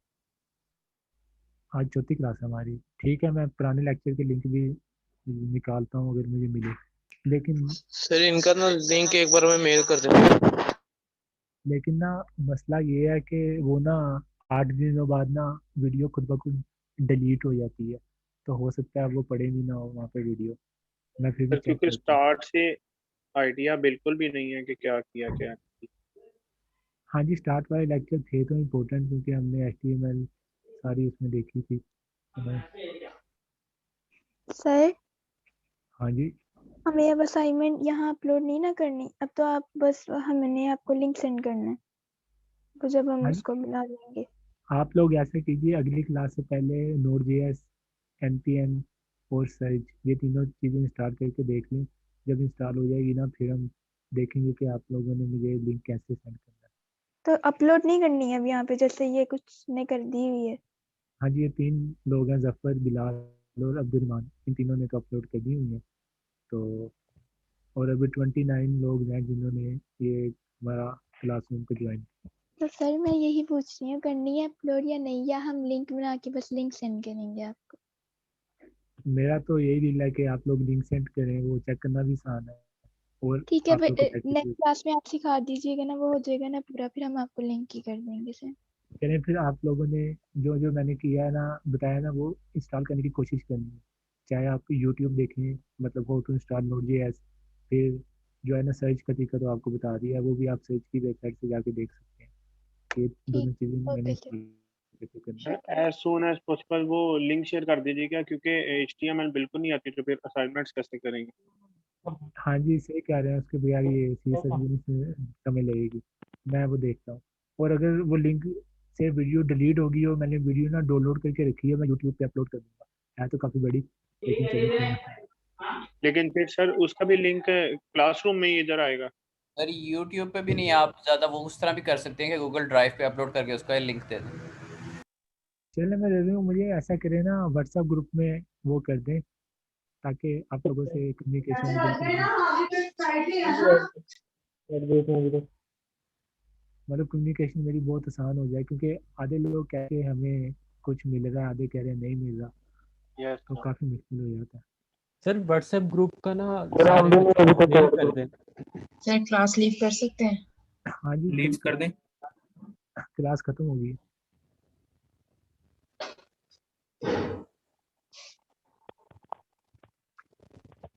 चले, और तो नहीं किसी का कोई इशू वगैरह? सर ये कब तक लिंक शेयर कर देंगे? जब मुझे व्हाट्सएप का ग्रुप बनाना आ जाएगा, मैंने आज ग्रुप नहीं बनाया, पहले मैं सर ग्रुप बना हुआ है, बनाऊंगा। उसमें आपको ऐड करवा देते हैं तो। चलें करा दें। Okay sir. ठीक हो गया, मुझे वो एडमिन के राइट दे दीजिए ना, ताकि मैं भी उसमें ओके कोई सर। शेयर शूट कर सकूँ। ठीक हो गया। सर कुछ लोग वो ग्रुप में ऐड है और कुछ नहीं है, तो सर वो कैसे ऐड होंगे? ग्रुप से मुराद व्हाट्सएप का? जी सर व्हाट्सएप ग्रुप में। तो आप अपने ये ना CR और GR की जिम्मेदारी लगाएं कि वो सारों का नंबर पकड़े और उनको ना ऐड कर दे, ऐसे ही हो सकता है। नासिर आप कर दीजिएगा फिर सबको। CR का पता ही नहीं है कहीं। मैंने ये इतनी अच्छी क्लासरूम बनाई थी कि सारे इधर आ जाएंगे, लेकिन आप लोग कह रहे हैं कि इधर भी नहीं आया जा रहा। यूनिवर्सिटी की आईडी लिखने आ जाती है, वो नहीं देती, पर्सनल से आना पड़ता है। चलो अभी कोई ना, तो ऐड ही नहीं है ना हमें इसमें। कोई हमें मसला नहीं लिंक भी नहीं आ रहे ना क्लासेस, वो भी हम किसी से देख के इन हो रही हैं अभी। है। यार चैट में कोई बंदा CR का नंबर शेयर कर देना तो सारे व्हाट्सएप कर देंगे।